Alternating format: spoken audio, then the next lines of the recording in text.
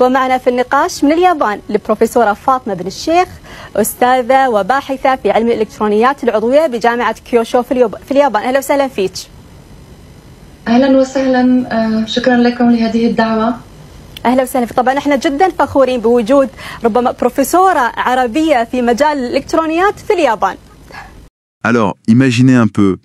Et si la plus grande richesse de l'Algérie, eh ben, c'était pas le pétrole, pas le gaz sous nos pieds, mais plutôt ses cerveaux.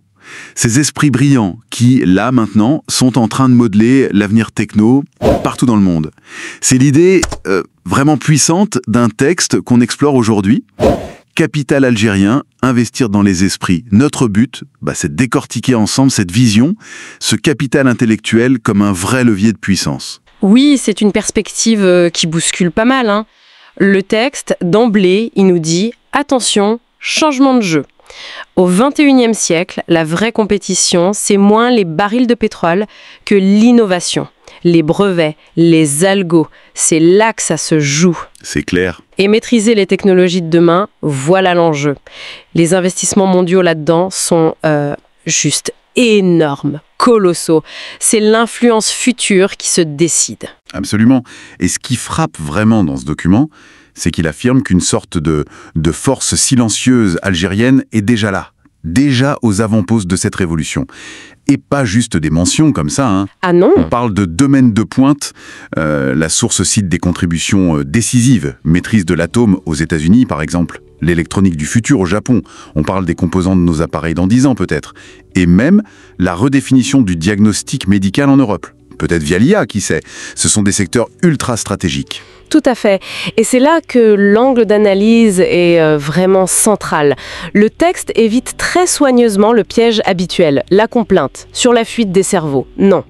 Au lieu de voir ça comme une perte sèche, une hémorragie, il propose une lecture stratégique, presque financière, on pourrait dire, voir ces talents, même s'ils sont ailleurs, comme un portefeuille d'actifs humains. Un portefeuille d'actifs humains. J'aime bien l'image. Voilà, un capital immatériel d'une valeur énorme qui appartient d'une certaine façon au patrimoine national, même s'il s'exprime à l'étranger. C'est un renversement total de perspective en fait. Et ce renversement, il est fondamental. Ça change complètement la question qu'on doit se poser alors. D'après la source, le truc pertinent, c'est plus juste « bon, qui sont ces talents, où ils sont ?» Ça devient « ok, comment on interagit avec eux? Comment on investit dans ce capital humain qui existe déjà, qui performe déjà, pour qu'il nourrisse aussi l'avenir de l'Algérie ?» Exactement. On passe d'un constat un peu passif à une logique d'action, une stratégie, quoi. Comment on mobilise cette intelligence collective? C'est ça, et le texte insiste bien. Ce sont des actifs déjà là, déjà influents. C'est pas un potentiel vague pour dans 20 ans. Non, c'est maintenant. Des Algériens qui contribuent aujourd'hui à des avancées majeures. Dans des labos, des boîtes de premier plan mondial. L'idée maîtresse, c'est donc reconnaissant cette valeur. Pas comme une perte, mais comme une diaspora intellectuelle. Un avantage compétitif potentiel. Il faut voir ça, suggère le texte, comme une extension de la capacité d'innovation du pays. Une extension, oui, comme un réseau mondial d'excellence, mais avec des racines algériennes. C'est bien ça. Alors, bon, pour finir notre exploration de ce texte passionnant, laissons peut-être une question ouverte, une piste de réflexion. Si on accepte cette idée, quand même assez audacieuse, que ce capital intellectuel algérien est un actif stratégique majeur, déjà déployé partout, quelle forme concrète, innovante, pourrait prendre un investissement dans ces esprits? Comment on pourrait aller au-delà de la simple fierté « Oh, regardez, il a réussi à l'étranger » pour créer un vrai levier pour le pays? Quelle stratégie pour connecter, catalyser cette intelligence dispersée? Voilà, de quoi réfléchir. Bienvenue! Aujourd'hui, on aborde une idée un peu à contre-courant.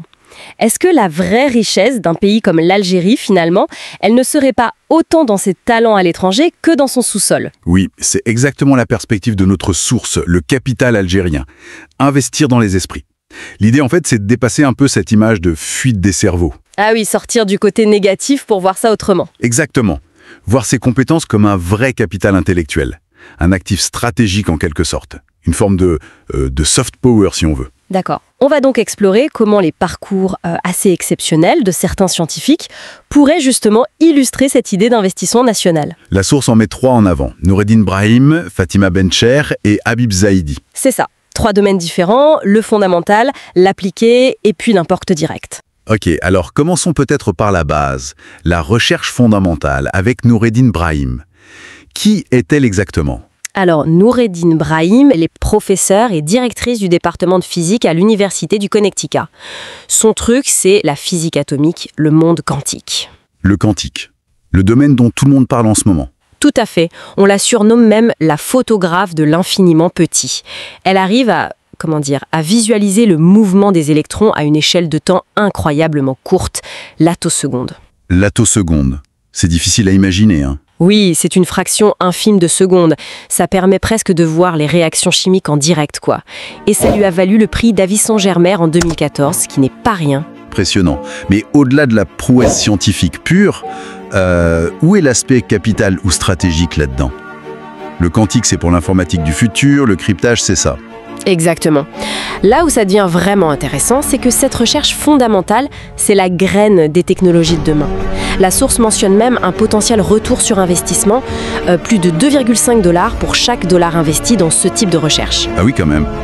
Donc, avoir une scientifique comme elle à ce niveau, à l'avant-garde mondiale, c'est un peu comme détenir une part dans le futur de la technologie.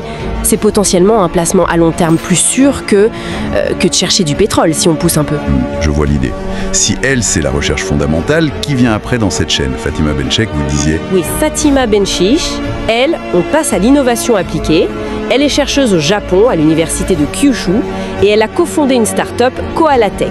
Et son domaine ? L'électronique organique est flexible. En gros, une alternative au silicium pour faire, par exemple, des écrans qu'on peut plier, des capteurs qu'on intègre dans les vêtements. Ah oui, l'électronique de demain, quoi. Voilà. Et là, le potentiel économique est énorme. On parle de dizaines de milliards de dollars pour le marché de l'électronique imprimée. Elle a développé des choses concrètes, comme le laser organique, des transistors organiques très performants. Donc là, on n'est plus seulement dans la publication scientifique. On est dans la création de valeur économique directe. Avec des brevets, j'imagine. C'est tout l'intérêt, oui. Elle détient plusieurs brevets internationaux. Et ces brevets, ce ne sont pas juste des lignes sur un CV. Ce sont de vrais actifs financiers, de la propriété intellectuelle pure. Elle incarne vraiment ce passage de la science à l'innovation qu'on peut commercialiser. D'accord, donc recherche fondamentale avec Brahim, innovation brevetée avec Benchek, et le troisième profil, Habib Zahidi. On se rapproche de quoi avec lui ? Avec Habib Zahidi, on touche à l'impact direct sur la société. Il est physicien en chef à l'hôpital universitaire de Genève. Son domaine, c'est l'imagerie médicale, la TEP, la tomographie par émission de positons. La TEP, utilisée notamment pour les diagnostics de cancer, c'est ça ? Exactement. C'est un domaine crucial, la santé et la biotech. Son travail, c'est d'améliorer ses techniques d'imagerie.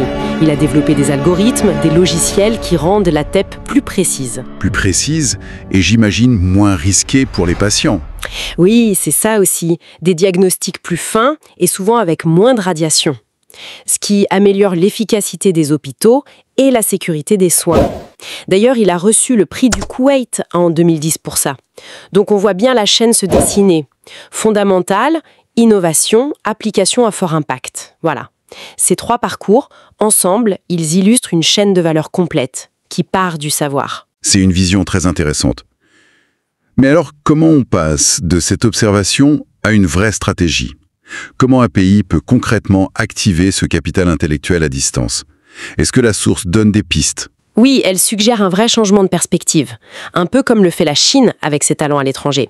Ne pas les voir comme une perte, mais comme des actifs nationaux, même s'ils sont loin. Et concrètement, ça donnerait quoi ? La source évoque par exemple la création d'un fonds souverain pour les talents algériens. L'idée serait d'investir directement dans les labos ou les entreprises où ces talents travaillent. Ah oui, prendre des parts dans une start-up comme Koala Tech par exemple. Exactement, miser sur eux là où ils sont. D'autres idées mentionnées, c'est des programmes de professeurs invités financés pour faciliter leur venue régulière en Algérie, assurer un vrai transfert de savoir-faire. Créer des ponts plus structurés. Voilà. Et puis, développer une diplomatie scientifique plus active, nouer des partenariats ciblés entre les universités algériennes et les grands centres de recherche où ces experts se trouvent. Le message de fond, c'est donc que l'investissement le plus rentable pour demain, il est peut-être dans les cerveaux plus que dans le sol. C'est vraiment ça l'idée centrale. Et ça ouvre une question plus large en fait, au-delà de ces 3 exemples brillants. Oui. Comment une nation peut-elle organiser une veille, une connexion systématique avec tous ces talents qui sont dispersés un peu partout dans le monde? Comment les transformer en un réseau actif, un vrai levier de développement, même à distance? Ça, c'est sans doute une des grandes questions stratégiques du XXIe siècle pour beaucoup de pays.